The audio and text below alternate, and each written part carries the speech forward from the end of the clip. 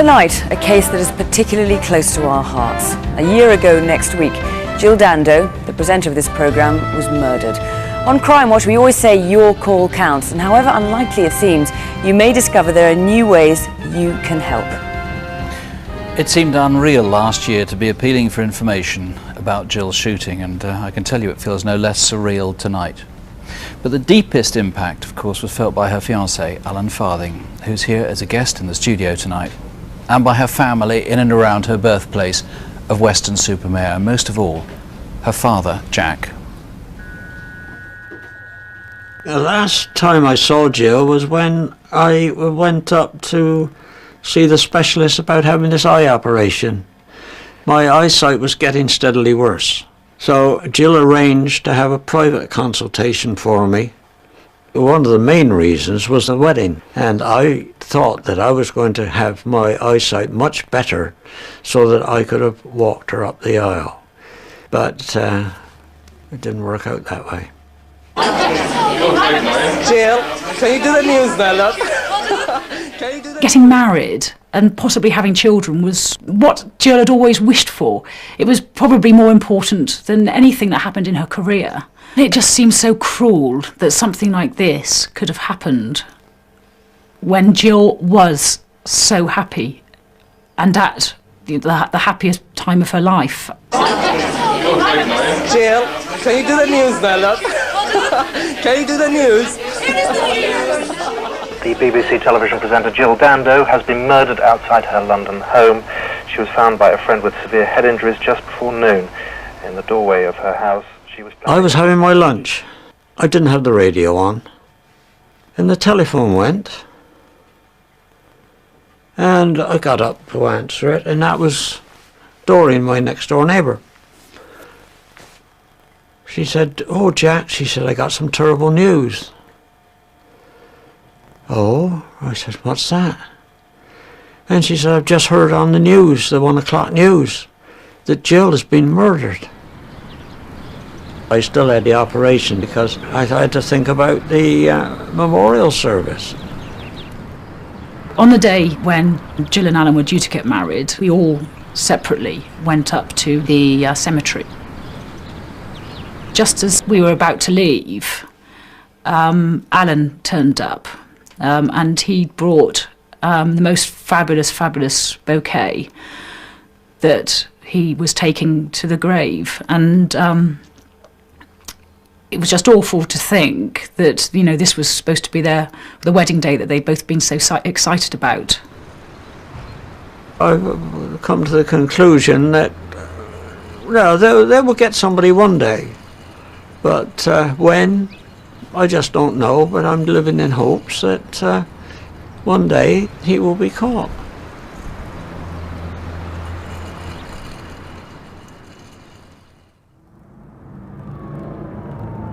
It is 1 year on, but this investigation will not stop.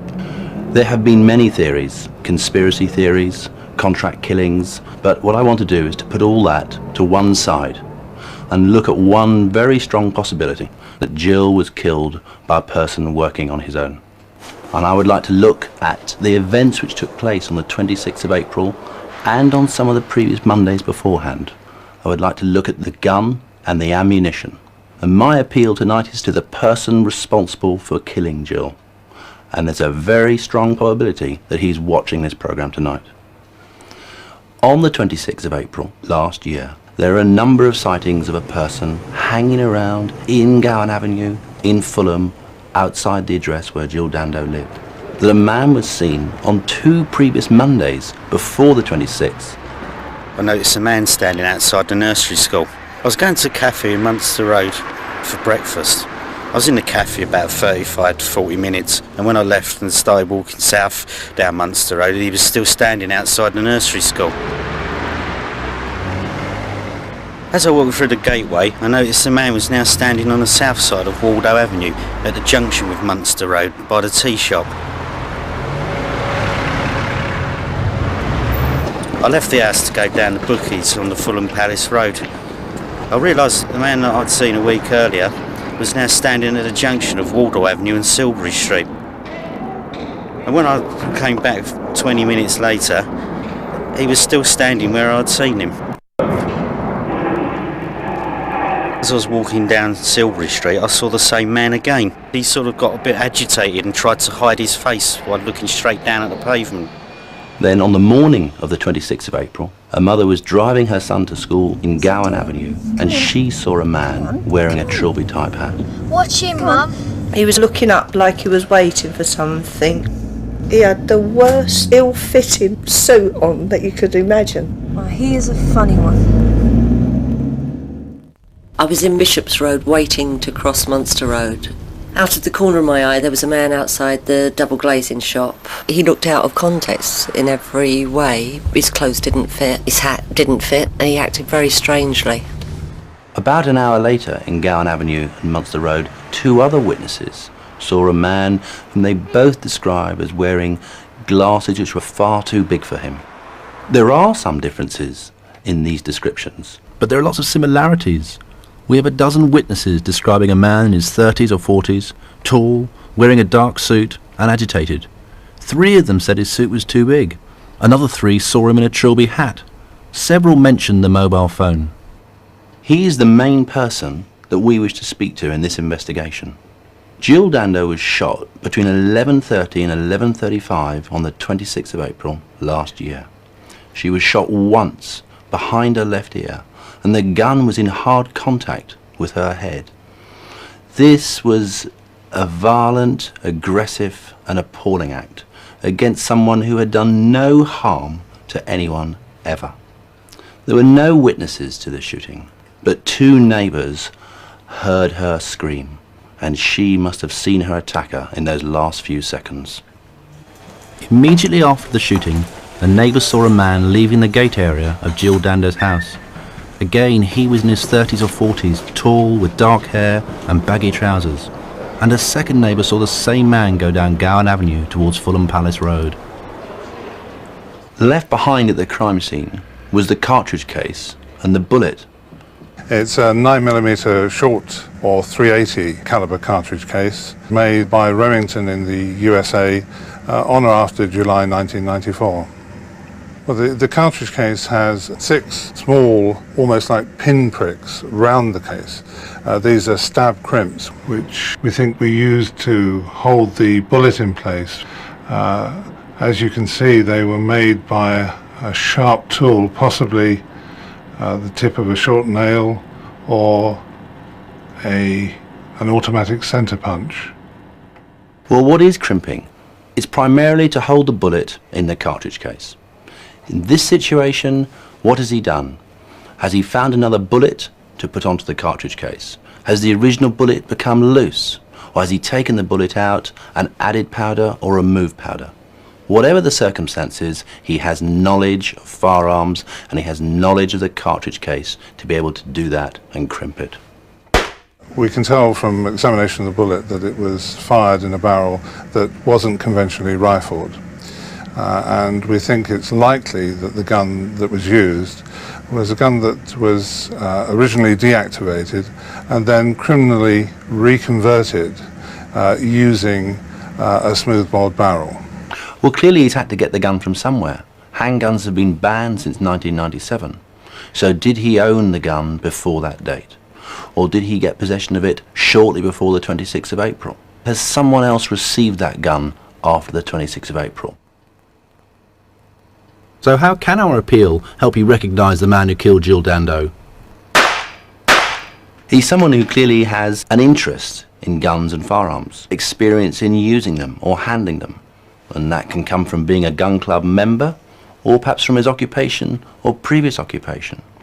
Very likely to have specialist magazines relating to guns or ammunition. How old is he? We can't be precise, but very likely between 30s and 40s, and that's certainly what the witnesses say who saw the man in the street. Was the Trilby hat and the glasses a disguise, or is that what the person normally wears? He's very likely to be alone, perhaps a loner, someone who's emotionally isolated. He's very likely to have had an interest in Jill Dando. What does this remind you of? Or if not Jill, an unhealthy attraction, infatuation or obsession with other women. And what's more, we know men like that who become infatuated with people like Jill Dando, and that in turn turns to hate and resentment. This was not a random act. This was planned. The person arranged to be there. He knew the address. He was in the street that morning with the handgun. He had been able to take himself out of his ordinary routine to be there that Monday morning. What about the previous occasions when a man was seen in Gowan Avenue? The 2 Mondays and the Wednesdays before she was shot? That all takes planning. The murder took place at 11:30. Could the person you think of now been there at 11:30 from where they travelled? How long would it take to travel to Fulham and back? The worst thing with seeing the film clip of Jill's last moments was the fact that she was just going about doing the ordinary things that Jill did, and the fact that you do want to almost be able to stop the camera and stop the action and say to her, shout at her and say, "Jill, don't go home." Amen. If only the tape could be rewound. But Hamish, you really have now narrowed down this appeal quite a lot. We have, and what we're trying to say tonight is link these things together. The loner, the obsession with Jill Dando, the obsession with firearms, the ability to be in that street at that time on that Monday and previous Mondays, and the description. All together they make sense. Alone and separate they don't. Now, what do you mean by a loner? We all know people who are, not very gregarious. Do you mean, as that witness said, a bit of a funny one? Yes, there is something odd about him, but he might be alone but isolated, either emotionally isolated, not married, having difficulty with previous relationships with girlfriends. There will be an obviousness about this separate away from society and groups of people. And when you say obsessional about Jill, I mean, millions of people are fans of Jill, but you mean something very, very particular. Yes, we're not talking about respected admiration, the ordinary fan. This is an unhealthy interest in Jill Dando, and more importantly, it's unlikely to have been kept a secret. There'll have been some telltale signs. Anyone in particular? The example is the man who pretended to be her brother and was trying to arrange her utilities to him. We know a number of people who have been eliminated, who have displayed this obsession, wanted to meet her, wanted to see her. That's the individual, but link it with the loner. Now, you've said that you've at least one suspect who's been through who didn't appear to any of his friends to have an obsession with Jill, but had an astonishing one when you looked into it. I mean, could there be more people like that? Presumably there are. I'm sure there are. I know there are. And even if there isn't an obsession with Jill Dando, it's an obsession with other women, previous relationships, or an obsession with something else. And that's where we talk about the obsession with guns or other features. So people would know, even if they weren't sure they had an obsession with Jill, he would be odd. And yes. Couldn't he have kept the obsession about guns, this interest in guns, secret? I don't think so. Handguns were banned in 1997. This won't have just started, this obsession with guns, this interest, this ability to alter or change them. So a previous gun club member, this interest with guns and perhaps specialist books and magazines. So people need to look back in time, link guns, link loner, link obsession to Jill or other odd behaviour with women. And do you think he's watching now? I do. I feel sure he's watching now. And what I also know is nothing has been resolved by this killing. And it won't be resolved. But there's one opportunity, and he can ring us now here in Crimewatch. He can ring the inquiry team and speak to somebody. There is detail in this crime which we know, and only he will know. And he must ring us now. I feel sure that will resolve it. If he's going to ring, he needs to give you a detail that's not public, you're saying? Yes. Well, there you are. Please think about relatives, though, friends, acquaintances, anyone who fits any part of that pattern. Put these bits together. Let's then firmly eliminate whoever you can think of. Not only might you solve this terrible crime, but there's still the biggest reward in British criminal history waiting to be claimed, £250,000. 0500 600 600, or call the Instant Room directly on 0181 246 0732.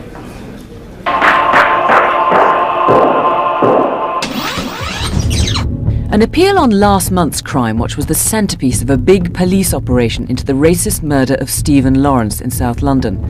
A call in response to the programme led directly to the widely reported discovery of a knife and an iron bar buried in the back garden of a local house. There were also 3 arrests and several other important new pieces of information.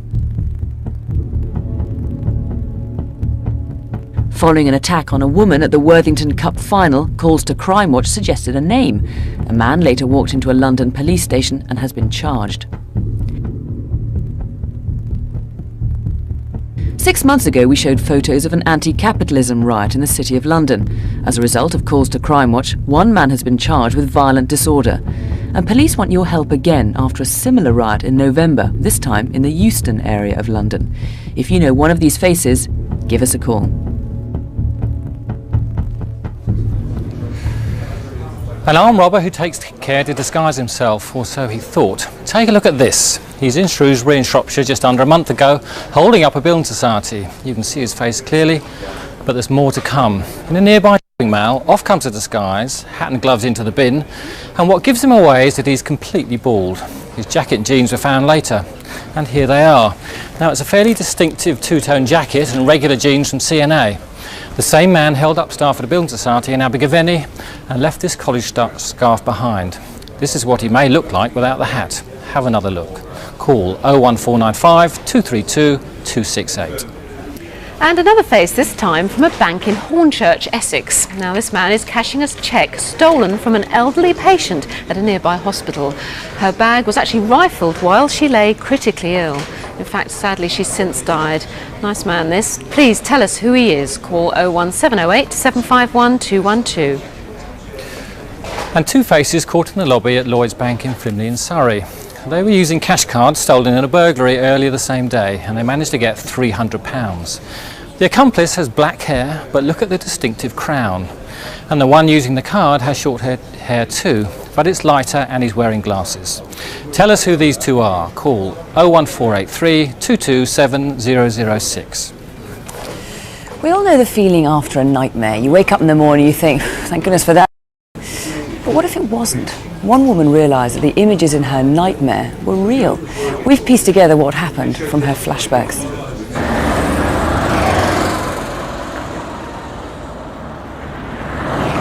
I remember thinking, oh my God, what am I doing on her doorstep?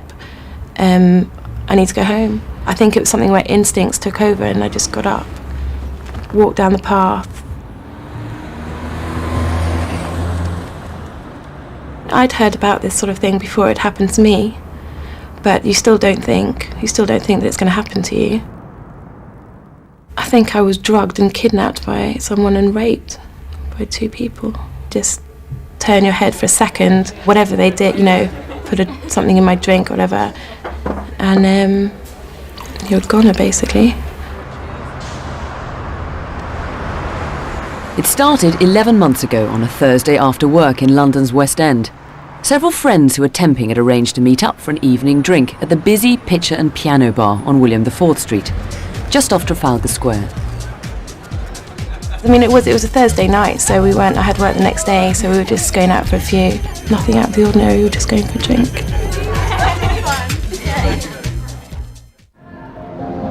After a few hours, they made a short walk to Leicester Square, where they had a bite to eat. They then decided to head off to a bar, the Little Havana.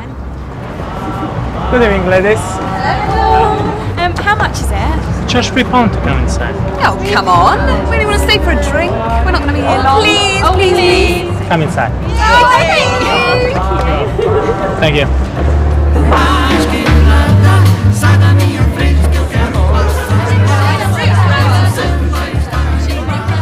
To be honest, we were so engrossed in what we were talking about, I didn't really notice anything out of the ordinary until later it got much more packed. I think we had a bottle of wine between 4 of us. It was very much in the back of your mind that you had work the next day and we were going to go. There was a guy there and he was dancing around and just hovering around our table basically, and he started coming up and talking to the 4 of us. One of the girls had lived in Italy for a couple of years, so she was asking where he was from. An Italian man in the Little Havana a year ago. Was it you? You don't watch a glass all the time, you don't think that's going to happen. I've thought and thought and thought how it could have happened or where it was done, and it doesn't make any sense at all.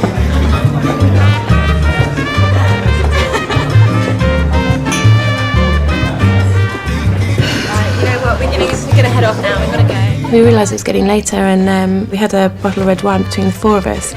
So the other two girls had to go and catch their last train. So they ran off, and it was me and one other. I wasn't aware of anything. There wasn't any build-up to. I wasn't feeling woozy. It's just a straight curtains come down, blackout. Basically, it was like someone just hit you over the head. It's all really, really, really hazy there. I remember making the decision that we were leaving, and I remember walking out of the Little Havana bar, and there's a big block from there. It's not clear what happened after that, though both girls were caught on camera entering the Equinox nightclub. Neither remembers going in there or to any other bar or club. Next thing we're in a place with flashing lights, disco-ish sort of place, or club.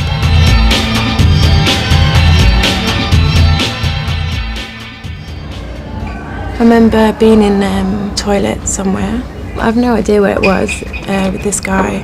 I don't remember meeting anyone. I remember being scared that I didn't know where my friend was. It's like black and then suddenly you see an image.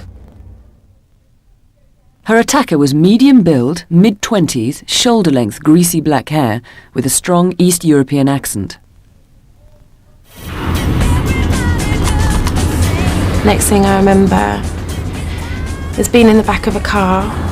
I remember seeing Holborn Tube Station outside, and I think I was probably thinking, you know, I'm going further and further away from home.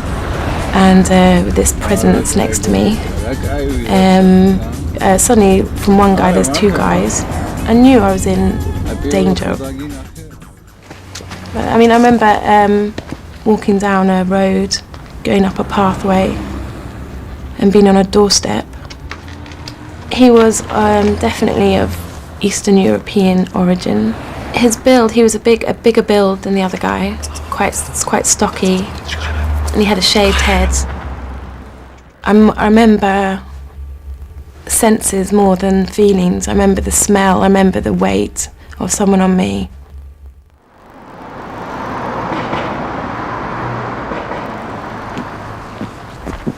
The victim was left on a doorstep in Minster Road in Cricklewood.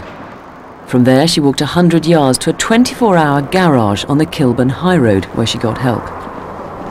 The police think the garage could be one often used by the attackers. Now, Jane, first of all, how can we be sure that the woman wasn't just drunk, that she was in fact drugged? Well, we know how much she'd had to drink that night, and we also know that her behaviour was out of character. She's also displaying symptoms of someone who had been drugged in this way. She had flashbacks, gaps in the memory, and she was never unconscious at any point. One of the problems is that the drugs do go out of the system quite quickly, and people also may think that our victims don't remember anything of it, but they do. She obviously has some very clear images in her mind. The first attack in the toilet, what about that? We're not clear where that happened, are we? No, we're not sure where it happened. We do know that she went into the Equinox at one point, but it may have happened in any toilet, in any pub or club within that area. And we're just appealing also to anyone that may have seen them. It may even have been a staff toilet. Now, the Italian man that we saw in that bar, the Little Havana, you want to talk to him? Yes, we don't actually believe he's connected in any way, but he may be a regular to the Little Havana. He may have seen something, or he may know something about the attack, and we'd like him to come forward. Now, it's pretty clear from what the woman said that there's an Eastern European connection here as far as her attackers are concerned. Yes, and we also think there's a connection with the Kilburn and Cricklewood areas, where there is a large Eastern community in that area. We would also appeal to anyone within that community who may know something of the attack, know the people involved. We'd like them to come forward. We do have 2 DNA profiles as well, so if any names do come forward, we can very easily eliminate anyone from our inquiry. We'd also like to appeal to other victims of these 2 men. We'd like them to come forward as well if they believe that they have been subjected to this kind of attack. Now, in terms of women watching this film and thinking, what can I do to avoid this kind of thing ever happening to me? It's pretty difficult, isn't it? Because you can't guarantee you're going to leave your drink unattended in a club or somewhere like that. Yes, I think if nothing else, the fact that they should raise their awareness, having seen this programme tonight. But if they have left their drink unattended for any length of time, consider getting a fresh one. If they feel that they're being subjected to a feeling that, and they haven't had a lot to drink, then go to someone that you can trust. You know, these effects can take 15 to 20 minutes to actually kick in, so they do have time to go to someone if they need to. Above all, if you think you've been a victim, report it. We will take you seriously. OK, Jane, well, let's see what we can do tonight. Call the studio on 0500 600 600 or the incident room on 0171 321 7618. And if you've been a victim of any crime and you need to talk, call Victim Support Line. There'll be someone there till 2 a.m. 0845 30 30 900.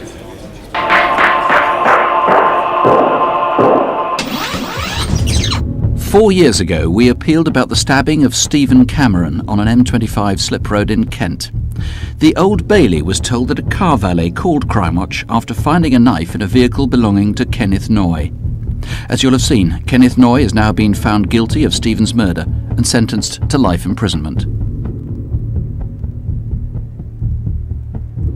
Last month, we showed a clay head reconstructed from the body of a man dumped beside a road in Sheffield. In the publicity surrounding the Crimewatch programme, someone rang police to say it was a perfect likeness of a man who'd gone missing 3 years ago. As a direct result, 2 men have been charged with murder.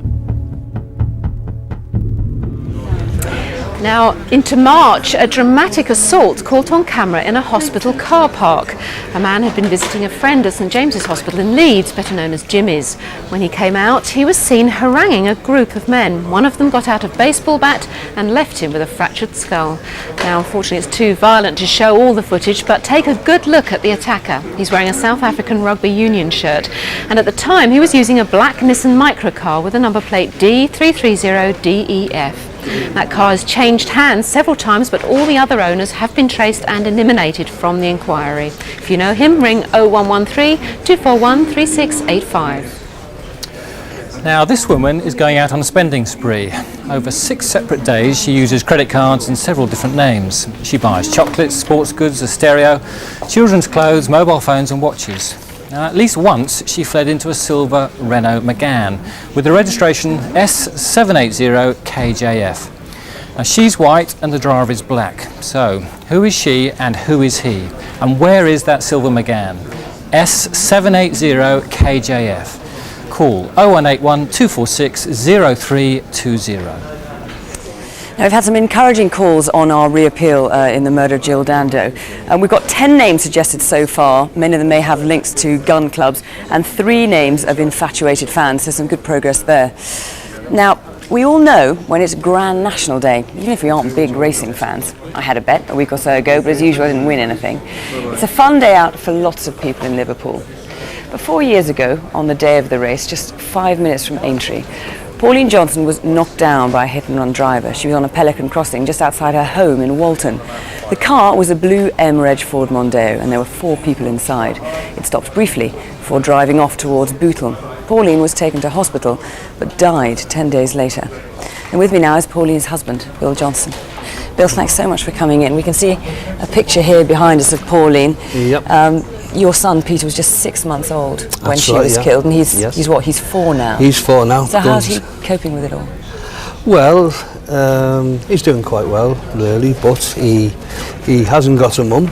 He knows there's something different, and we need to find an explanation for him. And how do you explain to him where his mother is now? Well, at the moment, he's told that his mum is an angel. She lives on a cloud, and she's in heaven. And on special days, such as Mother's Day, we write messages on a balloon and we send them off. And that's how we tell Mummy that he loves that's where his mother is. Yeah. Now, who are you appealing to tonight specifically? I'd like to appeal to the passengers. They know what's happened. They're in a position now to end this nightmare that me and Pauline have. There's a time going to come when Peter's going to want to know what's happened to his mother. They can come forward and they can tell us. Of course, there were 4 people in the car. There were 2 men and 2 women. So if any of them come forward. Yeah, any of them, if they can come forward and bring our nightmare to an end.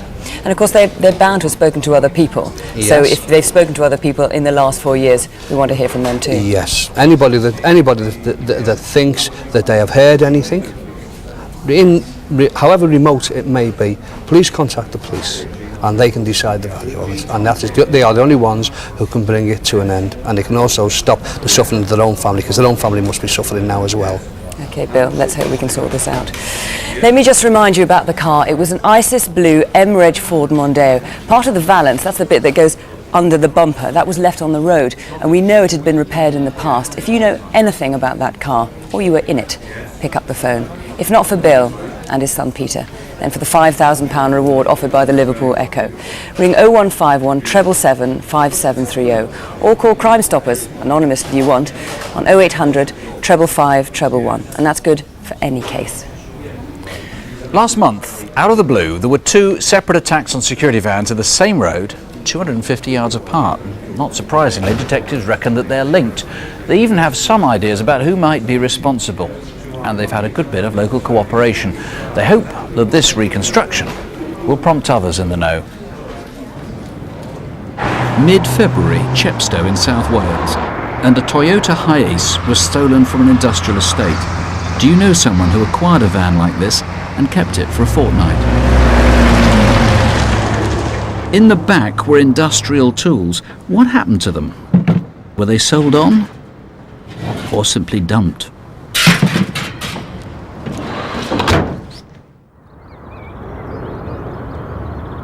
Maybe the van had been kept here on the Llanrumney estate on the eastern edge of Cardiff.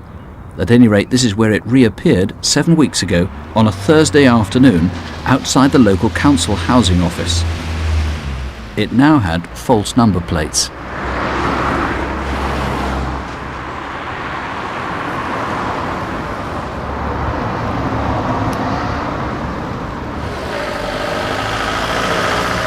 I've done the job now for 31 years. I like the job, or you wouldn't do it for 31 years. I get pleasure out of it, satisfaction out of it.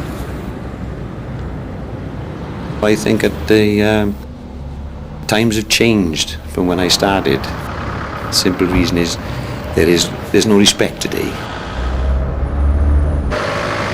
Llanrumney is a bad place, but I say if you're doing your job right and you've got all your gear and you do what you've been taught to do, you should be safe.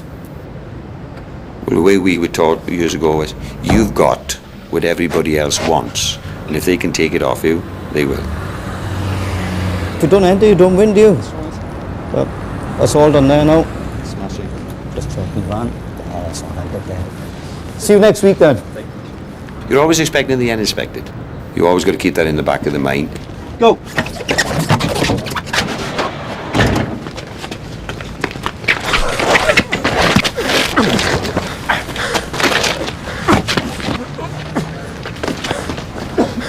Well, there's not a lot you can think about.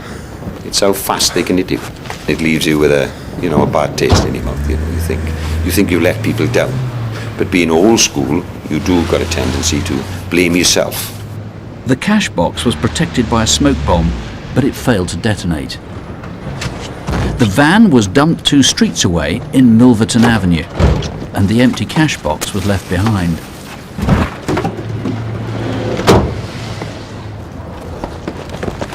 But the fire in the Toyota failed to take hold. Someone in Llanrumney must know where the 3 men ran.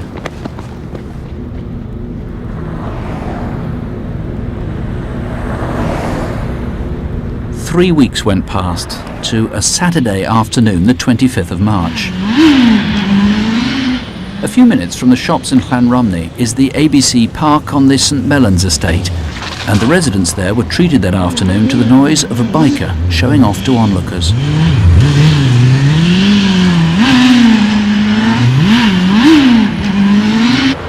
Two hours later, back at Llanrumney shops, another green bike was seen, but this time we know a lot about it.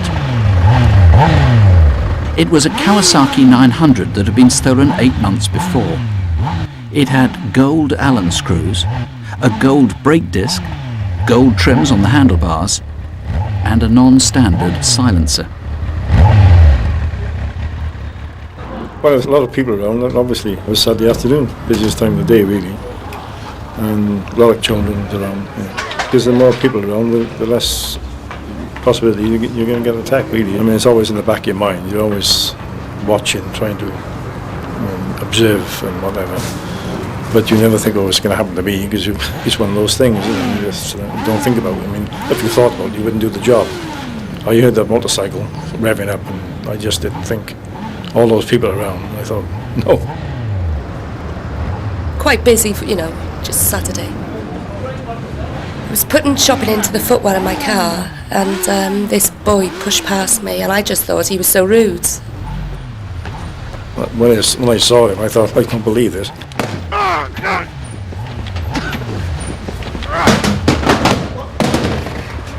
Well, I didn't want him to get the money, but on the other hand, I didn't want him to do any more damage to me. He didn't put up a fight because he didn't stand a chance. It was hard to explain, really. It was as if I was someone else. It wasn't there, it was just happened to someone else, It's the macho thing, isn't it, really? You think to myself, well, you should have done this, you should have done that. Once again, the robbers were plain lucky. Again, the booby trap device failed to explode. Back towards the St Mellons estate.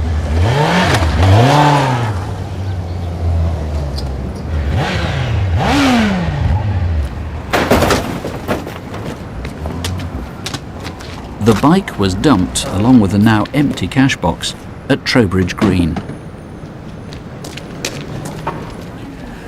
Minutes afterwards, a red car left Trowbridge Green. Now, was that connected to the robbery? Could it have been the getaway vehicle? And if not, whose was it? Also, this man, with his shopping, stood and watched the second robbery at Countersbury Avenue. Now, if you might just recognise yourself, if so, you could be a key witness. And to make it worth your while, there is a reward. DI Gary Sullivan and his team are here waiting for your call. 0500 600 600 here in the studio, or 01 222 774 280. On Christmas Eve last year, Sid Carr forced his way into an ex-girlfriend's car and made her drive for several miles. After she escaped, he drove the vehicle straight at her. Do you know where he is tonight? He's 38, 5'10", with a West Country accent and a scar above his left ear. And usually he works as a labourer on building sites. That's Sid Carr. Please ring 01908 686 000. And this is Khalid Radman, nicknamed Ammo. Now, he's wanted in connection with a whole series of offences on Merseyside: drug peddling, an attack on a cash delivery guard, a burglary and a car theft. He's mixed race, 19 years old, with a strong Liverpool accent. Just tell us where he is tonight. 0151 777 5367. Back in February, a young man was lured to a flat in West London where he was shot until the gun ran out of ammunition, and then he was stabbed repeatedly. Now, we want to speak to Stuart Daniel Blake, a tenant of the flat where the attack happened. He's tall, 27 years old, with short brown hair. He likes gambling and has connections in Aberdeen and London. Now, astonishingly, the young man survived, though he may never walk again. So, tell us where Stuart Daniel Blake is tonight. 0171 321 8651. And another horrifying crime. A 20-year-old from Somalia, Anwar Ahmed, was trussed up and killed. Now, we'd like to speak to Mohammed Bile, but he has disappeared. Mr. Bile is also from Somalia, and that may well be the key to where he's hiding. If you know where he is, please call 0171 321 9640. You can also ask to speak to a Somalian community leader if you wish.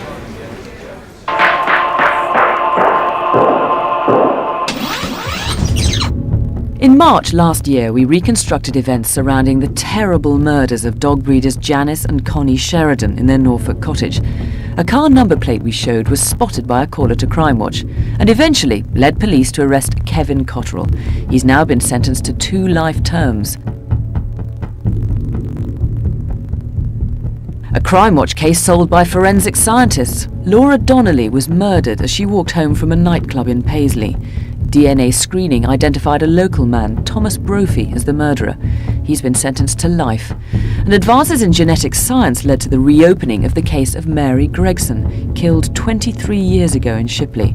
A local man's now been charged with her murder.